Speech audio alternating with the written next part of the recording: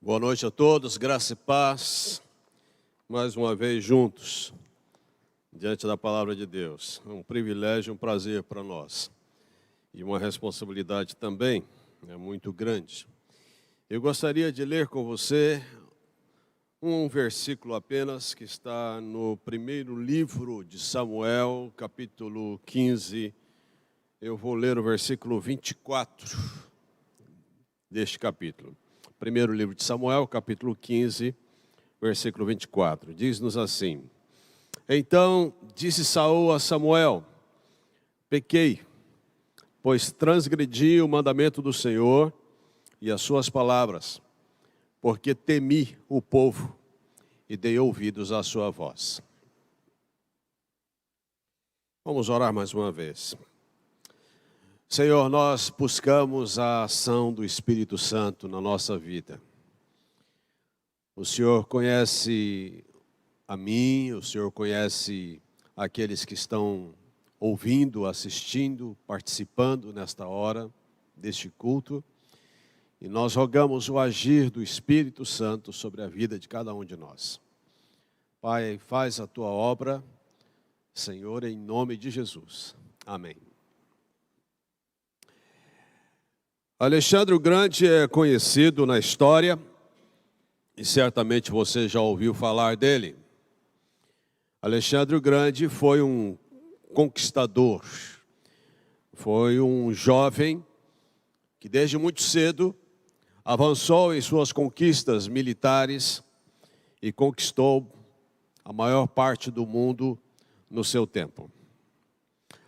Alexandre teria crescido acreditando que a conquista em grande escala era a sua única missão, e a única missão digna de um homem. E ele pretendia e executou o que pôde nesta missão. Ele tinha uma inteligência admirável. Ainda menino, tornou-se um grande leitor de filósofos como Aristóteles, como Homero, com os quais aprendeu a ética. Seus valores eram consequência do que aprendera também com sua mãe, já que seu pai raramente estava presente. Seu pai estava também em batalhas e em conquistas, e sua mãe Olímpia tinha como mais alto e inflexível ideal a glória do filho a qualquer preço. Seu pai, o general Filipe, fracassou em sua missão mais importante, a missão de ser pai. Alexandre viu-se então obrigado a cuidar de si mesmo, e cuidar de si mesmo muito cedo, e tornou-se emocionalmente órfão e filho de si mesmo. Diógenes, o filósofo, um dia, vendo Alexandre obcecado por vencer guerras e seus inimigos, olhando para ele, afirmou: Alexandre, você é o seu pior inimigo. Ou seja, você tem grandes conquistas, vence grandes guerras fora de si mesmo e não se esforça para vencer as suas próprias guerras interiores. Alexandre o Grande conquistou quase todo mundo civilizado do seu tempo, mas morreu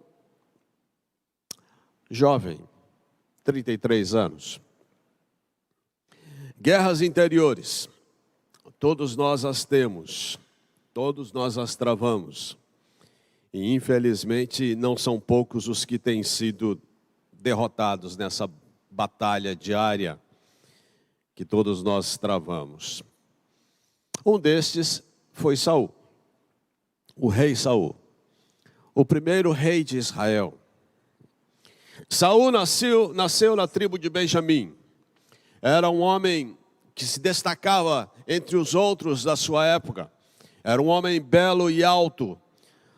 A Bíblia diz que os homens de sua época davam-lhe nos ombros. Então ele se destacava pela sua estatura.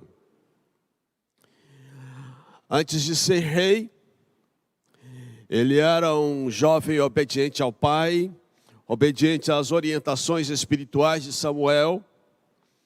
diante de críticas, ele agia com sabedoria. A Bíblia diz que Saul, quando criticado, ele tapava os ouvidos.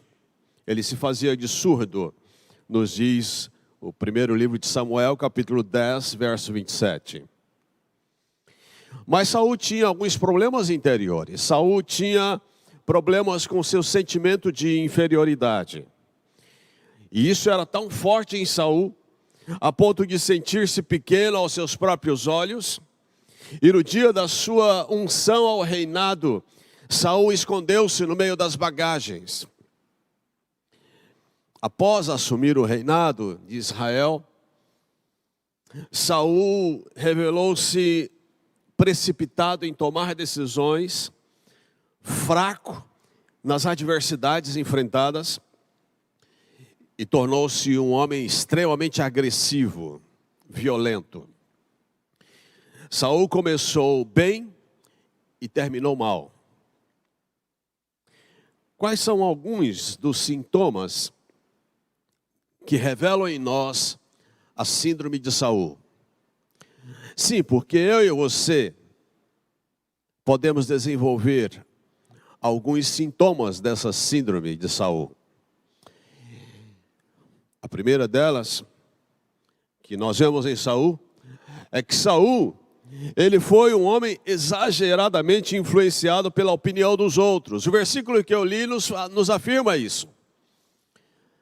Saul desobedece a Deus por dar ouvidos ao povo e temê-lo. Saul estava sempre preocupado com a sua popularidade. E por isso dava ouvidos ao povo, mesmo quando isso significava desobedecer a Deus. Isso é um ciclo. Quanto mais distantes de Deus, quanto mais feridos e distantes de Deus, mais independentes de Deus nos tornamos, nós nos transformamos em pessoas mais orgulhosas.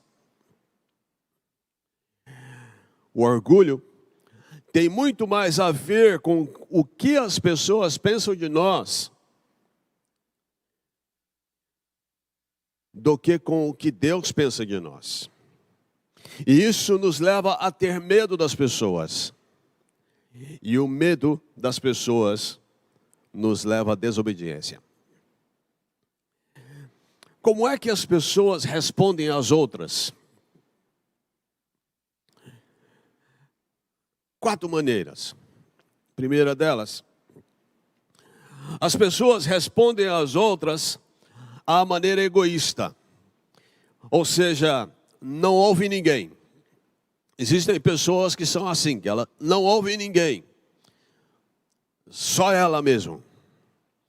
A segunda maneira é a maneira de pesquisa de opinião. Ela ouve todo mundo. A terceira maneira é a maneira suicida. Ou seja, ela ouve as pessoas erradas. E a quarta maneira é a maneira bem-sucedida. Ouvir as pessoas certas. O desafio é discernir quem são essas pessoas certas. E quem são elas? A quem nós deveríamos dar ouvidos? Primeiro, as pessoas certas são aquelas que nos apoiam. Mas entenda bem, isso também não significa que aqueles que nos apoiam irão concordar conosco sempre. Alguém que nos apoia pode discordar de nós e nos confrontar.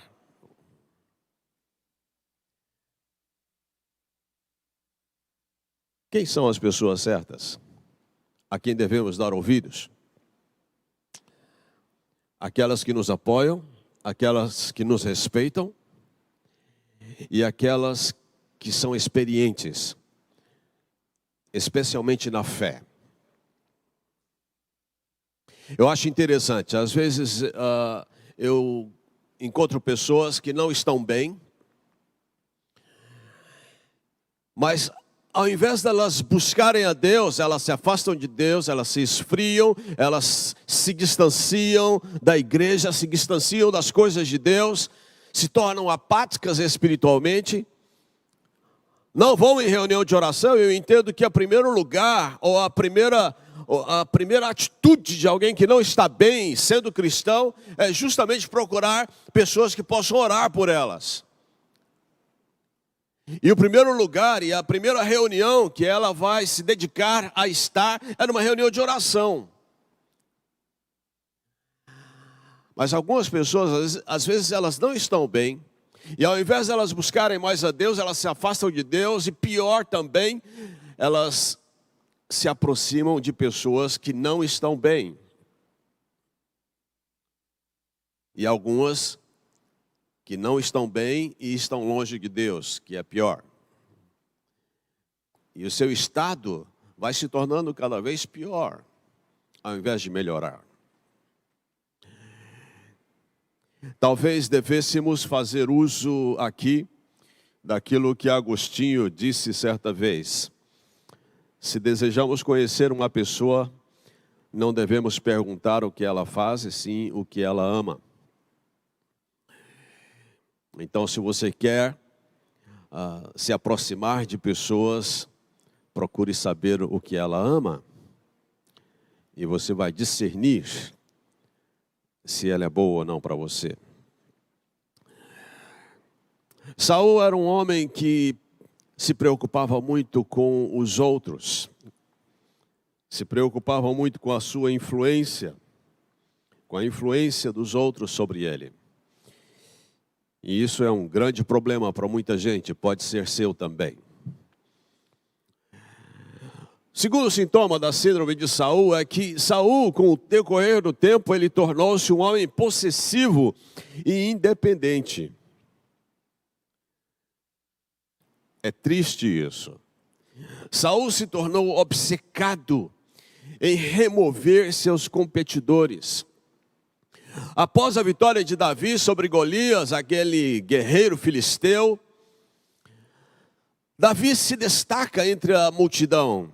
Israel celebra não só a vitória sobre os filisteus, mas a pessoa de Davi. Davi cresce diante dos olhos da multidão. E o coração de Saul se enche de inveja e de raiva em relação a isso. Saul era do tipo que não dividia espaço à sua glória. Saul se torna possessivo e independente.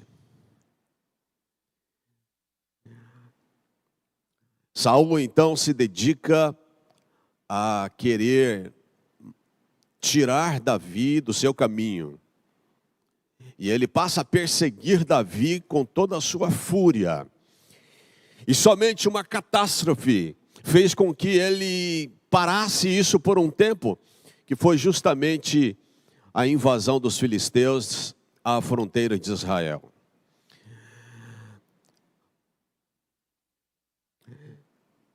Saul pensava: se eu apenas conseguir anular esse rival, então a afeição do povo se voltará para mim novamente. Saul não suportava a ideia de que alguém pudesse receber mais atenção, louvor, elogios do que ele. Saul desenvolveu a mentalidade de o meu reino é meu e de mais ninguém. Isso tornou insensível à necessidade do povo e a agir com independência, sem a orientação de Samuel e sem a orientação de Deus. Essa mentalidade de é meu, ela é perigosa quando ela é possessiva. Quantas brigas, discórdias e brigas nós já vimos por conta de pessoas que são possessivas. Não conseguem dividir espaço, não conseguem trabalhar em equipe, não conseguem conviver com outros, porque se sente sempre ameaçado. A vida para ele é uma concorrência.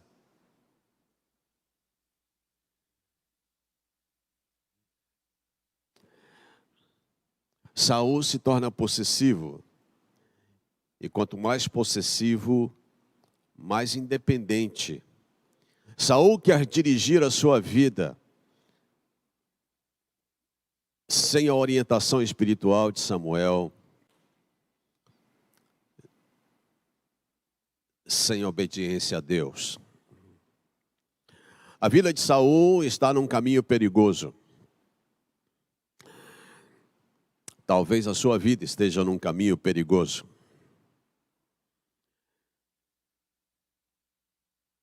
Talvez você esteja se enchendo de possessividade. Talvez você esteja raciocinando consigo mesmo, pensando: eu sou dono do meu nariz, eu sou dono das minhas decisões, eu sou dono do meu corpo, eu sou dono das minhas atitudes, eu sou dono. Eu dirijo a minha vida. E quanto mais você pensa assim, mais independente de Deus você se torna. Cuidado, esse é um caminho perigoso. O terceiro sintoma na síndrome de Saul é que Saul tornou-se e demonstrou com frequência perda de interesse às coisas de Deus. Se você olha para a vida de Saul, você percebe um desnível na sua vida espiritual.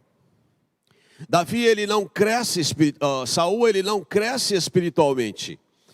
Saul ele declina. Saul no início do seu reinado, ele profetizou entre os profetas de Gibeá, nos diz o capítulo 10, verso 10. No capítulo 19, verso 23, do primeiro livro de Samuel, Saul profetizou em Ramá. A relação de Saul era tão forte com Deus que Deus o usava para falar aos outros. Mas com o passar do tempo, obedecer a Deus já não importava. Importava o seu bem-estar. Alguns dizem: eu não sinto dor de consciência pelo que eu estou fazendo ou dizendo.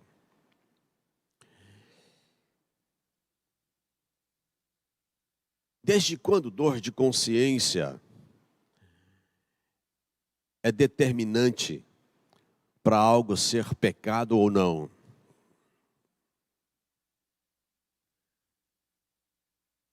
Existe algo chamado consciência cauterizada. Então nós não podemos entender pecado simplesmente pensando na nossa consciência. Eu conheci um rapaz que dizia: eu já matei 7 pessoas, para mim matar mais um é só mais um. Ele não tinha dor de consciência. Pecado é desobediência a Deus. Pecado é desobediência à vontade revelada de Deus na sua palavra. Isso é pecado. Saul, no capítulo 13, verso 9, ele usurpa o sacerdócio, que era a atribuição única de Samuel. Saul desobedece conscientemente à orientação de Deus com respeito ao rei Amaleque, ficando com o despojo de sua conquista. Saul faz algo pior. Saul mata os sacerdotes em Nobe, porque estes haviam dado refúgio a Davi quando perseguido por ele. E pior, Saul consulta os mortos através de uma médium em Endor, o que é abominação aos olhos do Senhor. Saul frequentemente passa a demonstrar perda de interesse nas coisas de Deus. Cuidado. Um dia você já foi mais voltado às coisas de Deus, um dia você foi mais focado nas coisas de Deus, você orava, você lia a Bíblia, você tinha tempo para estas coisas, você valorizava estas coisas, mas com o passar do tempo, você tem estado cada vez mais apático, frio, alienado, insensível. Você tem demonstrado perda de interesse nas coisas de Deus. E isso é um sintoma de que as coisas realmente não estão bem contigo. Nós estamos vivendo uma época diferente no mundo. Esse tempo de pandemia, a forma como nós tivemos que nos adequar a essa situação toda. Para alguns, esse tempo tem sido um tempo de reflexão, tem sido um tempo de busca de Deus, tem sido um tempo de reformular seus valores. Alguns estão usando suas preocupações para orar mais, para buscar mais a Deus, para encontrar paz interior, para encontrar força para continuar o dia de amanhã. Mas para outros não. A outros a reação é o contrário. A outros a reação é de indiferença às coisas de Deus, é de frieza, é de apatia. Cuidado com isso. Esse é um sintoma forte da síndrome de Saul. Desinteresse pelas coisas espirituais. Em quarto lugar, Saul, então, enche-se de rancor e se fecha ao aprendizado. A presença de um rival levou Saul a um estado deplorável. Ele tenta matar Davi e até mesmo seu próprio filho Jonatas. Saul tenta matar o seu próprio filho Jonatas com uma lança, capítulo 20, verso 33. Esse ódio provocou um efeito destrutivo, não apenas em si mesmo, mas em seus relacionamentos. Seus filhos passam a ficar longe de seu pai. A síndrome de Saul produz isolamento. Isso me fez lembrar um pai que uma vez foi conversar comigo. E ele estava enfurecido com seu filho também, membro da igreja. Só que ele não sabia que o seu filho já havia conversado comigo horas antes. E ele sentou-se e começou a contar para mim o que estava sentindo. Eu fiz algumas perguntas para entender melhor o posicionamento dele. E lá pelas tantas na nossa conversa, eu estava sentado do lado dele, e eu então olhei para ele e disse assim: eu vou te fazer uma afirmação muito pesada agora, mas eu sinto que eu preciso te dizer isso. Você está perdendo seus filhos. E quando eu disse isso para ele, ele arregalou seus olhos, ficou em pé na minha frente, eu sentado, e começou a esbravejar comigo e a dizer: que é isso, pastor? O senhor está lançando maldição sobre mim? Quem foi que falou isso? Eu falei: eu estou falando isso. Você está perdendo seus filhos. E eu não estou lançando maldição nenhuma, eu só estou dizendo uma realidade. Se você continuar agindo da forma como você está agindo, você vai perder seus filhos. Se eu estou errado, então olhe nos meus olhos e me responda essa pergunta: quando foi a última vez que um filho seu andou na sua direção, sem ser seu aniversário, sem ser Dia dos Pais, sem ser Natal, e te deu um abraço? Ou tocou você? E ele tentou lembrar-se de algo e não lembrou-se e ficou de cabeça baixa. E eu disse, é disso que eu estou falando. Seus filhos estão ficando cada vez mais distantes de você. Seus filhos não te respeitam, seus filhos têm medo de você. Têm medo das suas atitudes.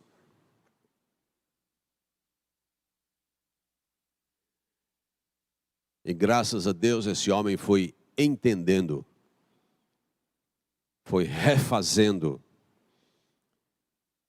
o seu caminho e foi diminuindo a distância em relação aos seus filhos.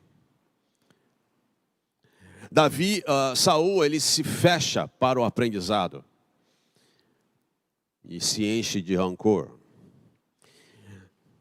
Saul, ele não dá ouvidos mais.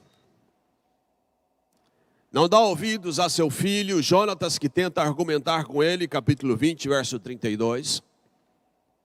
Não dá ouvidos a Samuel, seu líder espiritual. Quando Samuel vai falar-lhe no capítulo 15, verso 22. Saul não dá ouvidos a Deus.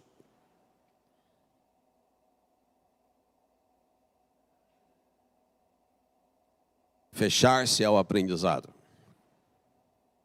Estar disposto a aprender.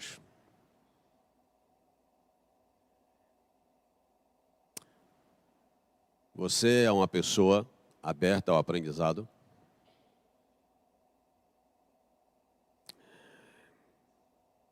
A cura para a síndrome de Saul é o quebrantamento, é o arrependimento sincero. É o humilhar-se na presença de Deus. Eu quero encerrar lendo um texto. Esse texto diz assim: nós temos sido o recipiente da mais abundante graça dos céus. Temos sido preservados por muitos e muitos anos em paz e prosperidade. Temos crescido em número, riqueza e poder, a qual nenhuma outra nação pode se comparar. Mas nós esquecemos de Deus. Esquecemos a graciosa mão que nos preserva em paz e que nos tem multiplicado, enriquecido e fortalecido. E temos imaginado de uma maneira vã, no engano dos nossos corações, que todas as bênçãos são decorrentes de alguma superioridade ou virtude que possuímos em nós mesmos. Intoxicados com o sucesso ininterrupto, nós nos tornamos autossuficientes demais para que venhamos sentir a necessidade de redimir e preservar a graça, e agora nós nos tornamos orgulhosos demais para orar ao Deus que nos criou. Portanto, a minha convocação é que venhamos a nos humilhar diante de Deus e confessar nosso pecado como nação e suplicar por clemência e perdão. Abraham Lincoln, em sua proclamação para um dia de jejum e oração no dia 30 de abril de 1863. A necessidade permanece a mesma. Nós também precisamos nos humilhar diante de Deus. E o chamado de Deus hoje para mim e para você é para que nós nos enxerguemos no exemplo de Saul, que é um exemplo negativo. Mas ao mesmo tempo a Bíblia também nos convoca a olharmos para o exemplo de Jesus, que é o exemplo positivo. Jesus, sendo Senhor dos senhores, ele se humilha. Jesus, enquanto homem e servo, ele viveu na dependência do Pai e buscava a orientação do Pai para tudo.